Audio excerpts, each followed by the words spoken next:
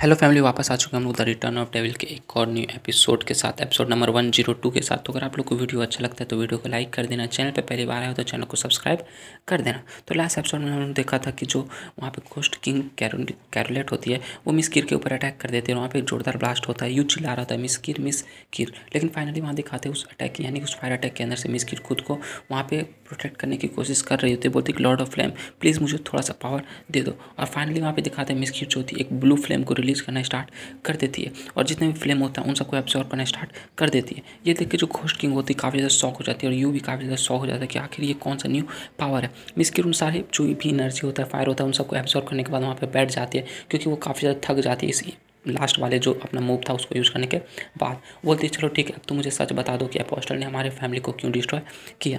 Miss जो ghost king होती है वहाँ पे आ जाती है और थोड़ी देर शांत रहने के बाद फिर से बोलती है कि मैंने तुमसे कहा था ना कि मैं तुम्हें सच तब भी बताऊंगी जब तुम मुझे हरा दोगे। साथ ही वो अपने हाथ में एनर्जी को, फायर एनर्जी को रिलीज़ करती है और बोलती है कि मुझे हराने का मतलब ये था कि तुम मुझे इतना पीट दो ताकि मैं तुमसे दोबारा फाइट नहीं कर सकूँ या फिर मेरा सर पकड़ के ज़मीन पर रगड़ दो जिससे कि मैं उठने के लायक नहीं बचूँगी। लेकिन तुम तो बस मेरा फायर को यहाँ से हटाने के बाद सोच रही हो कि तुम जीत गई, ऐसा नहीं होने वाला। साथ ही वो अपने जो हाथ में लगे हुए फायर होता है उसको मिस किर के ऊपर चला देती है। लेकिन तभी उसके सामने यू आ जाता है और मिस किर को प्रोटेक्ट करते हुए बोलता है कि बस बहुत हुआ और वो बोलता है कि इन सबको यहीं पे रोक दो। साथ ही दिखाते जो घोस्ट किंग का फायर होता है वो सीधा का सीधा यू के चेस्ट से जाके लगा हुआ होता है और यू का जो हाथ होता है वो मिस घोस्ट किंग के चेस्ट के साथ फुटबॉल के साथ लगा हुआ होता है। मिस घोस्ट किंग का चेस्ट को उसने पकड़ लिया होता है और ये देख करने के बाद उसके नाक से फिर से ब्लड निकलना स्टार्ट हो जाता है क्योंकि उसने उसके फुटबॉल को अपने हाथ से जोर से पकड़ लिया होता है। घोस्ट किंग बोलती है कि तुम बच्चे, तुम में तो काफ़ी ज़्यादा हिम्मत है, इतने सालों में किसी में इतनी हिम्मत नहीं हुई कि वो मुझे टच कर सके और तुमने ऐसा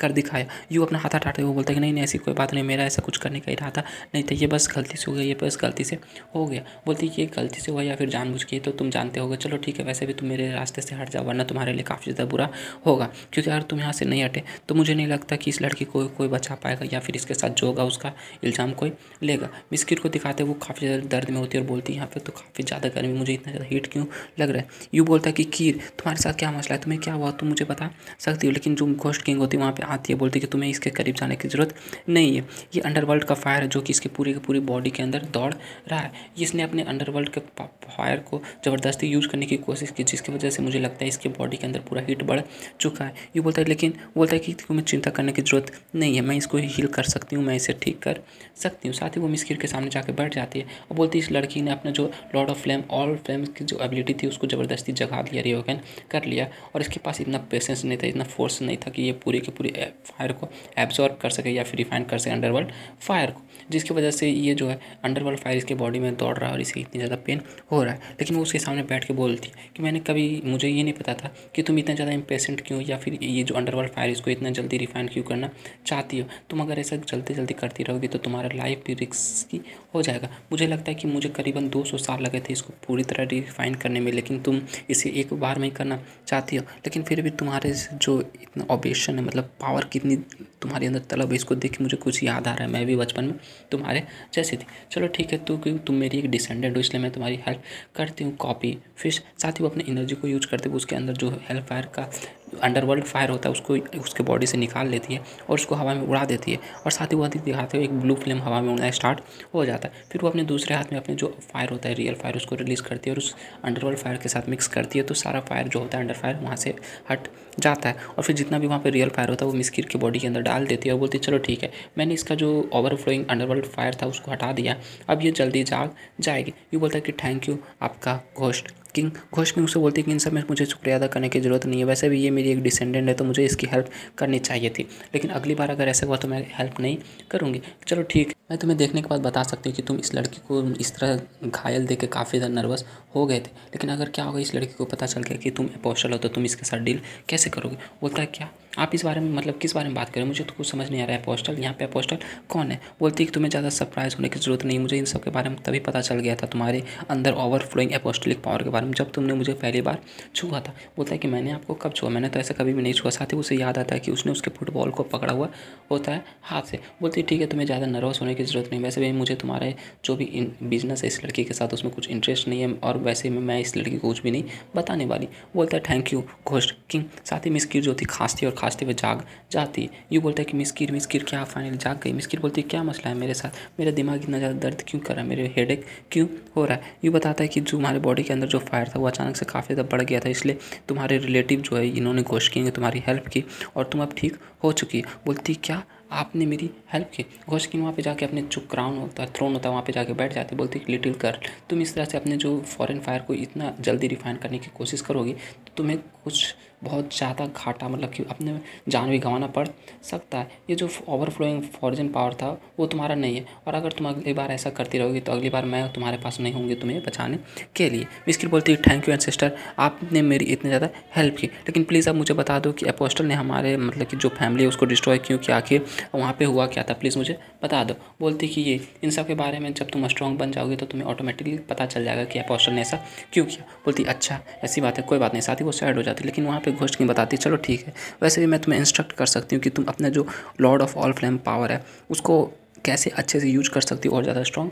होने के लिए। बताती कि जो फ्लेम है वो तुम्हारी बॉडी से लीक नहीं होना चाहिए, बल्कि तुम्हारा बॉडी ही फ्लेम बन जाएगा, तभी तुम इसके पावर को रियलिटी तक यूज कर सकोगी। और साथ ही बताती इन सबसे कोई फ़र्क नहीं पड़ता कि तुम किस तरह का मैजिक यूज करती हो, ये मैजिक जो है वो एक पावर ऑफ एलिमेंट होता है, मतलब एलिमेंटल मैजिक को ही अगर कोई बहुत ज़्यादा बढ़ाता है तो उसको ही फ्लेम ऑफ ऑल मतलब लॉर्ड ऑफ ऑल फ्लेम्स कहते हैं। इसलिए तुम्हें अगर अपना स्ट्रेंथ को बढ़ाना है तो अपने फिजिकल स्ट्रेंथ को और ज़्यादा बढ़ाना होगा, तभी तुम लॉर्ड ऑफ ऑल फ्लेम्स को अच्छे से यूज कर पाओगे। और जब तुम फुली मास्टर कर लोगी इस पूरे के पूरे लॉर्ड ऑफ ऑल फ्लेम को, रिफाइन कर दोगी हर एक फॉरेन फायर को, तब तुम्हें किसी की भी ज़रूरत नहीं पड़ेगी, किसी की भी मैजिक या फिर किसी भी दूसरे बंदे की हेल्प की ज़रूरत नहीं पड़ेगी। तुम खुद को इतना ज़्यादा पावरफुल बना लोगे कि तुम्हारे अंदर से खुद ब खुद पावर जनरेट होगा, और तुम अपने एक उंगली के मतलब लिफ्ट करने से, हिलाने से पूरी की पूरी चीज़ को कंट्रोल कर सकती, सब तुम्हारी मुट्ठी में आ जाएगा। मिस्टर बोलती है कि फ्लेम जो हमारी बॉडी से लीक नहीं होता है, इन सब को मुझे कुछ समझ नहीं आ रहा, लेकिन चले ठीक है, इन सब के बारे में मैं बाद में सोच लूँगी। लेकिन घोस्ट किंग फिर से बोलती चलो ठीक है जल्दी से यहाँ से दफ़ा हो जाए, इससे पहले कि मैं अपना माइंड चेंज कर लूँ और तुम लोग को दोबारा मार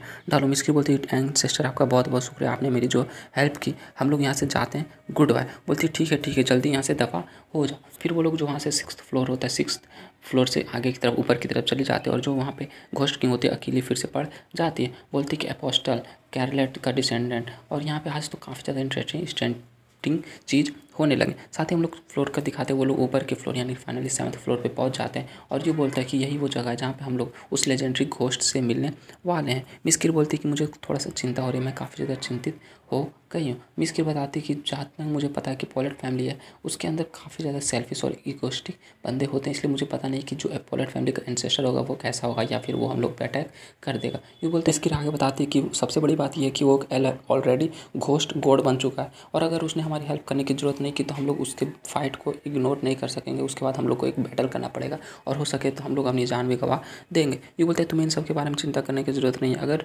भले ही वो कितना भी ज़्यादा स्ट्रॉन्ग क्यों ना हो, वो है तो एक घोस्ट ही, और वो मुझे रोक नहीं सकेगा, वो मुझे हरा नहीं सकेगा। मिस्टर बोलती है क्या तुम सच में मेरी बात को समझ भी रहे हो? वो घोस्ट गॉड है, वो कोई घोस्ट किंग नहीं है जिसको तुम इतनी आसानी से संभाल लोगे। और वैसे वो अपनी बातें कंप्लीट ही कर रहे होते, लेकिन तभी उन लोग के पीछे से कोई बोलता है क्या तुम लोग हमेशा यहीं पे गेट पे दरवाजे के पास खड़े रहोगे या फिर अंदर भी आओगे? साथ ही वहाँ पे दरवाज़ा जो होता है धीरे से करके खुलता है, और उसके अंदर से फिर से आवाज़ आती है कि तुम लोग अंदर आ सकते हो। वैसे भी मैं काफ़ी समय से यहाँ पे अकेला हूँ, कोई भी मुझसे मिलने नहीं आता, तो तुम्हारा बहुत बहुत शुक्रिया कि तुम लोग मुझसे मिलने के लिए आए हो। मिस्किर और यू यही बात सुन के काफ़ी शौक हो जाते हैं। फिर यू जो था आगे तरफ जाने लगता, बोलता है चलो हम लोग अंदर जाते हैं, वैसे भी इन सब में ज़्यादा डरने की ज़रूरत नहीं है। यू मिस्किर उसके पीछे से बोल रही थी कि आखिर यहाँ पे डर कौन रहा है, तुम मुझे डरपोक तो नहीं बोल रहे हो ना।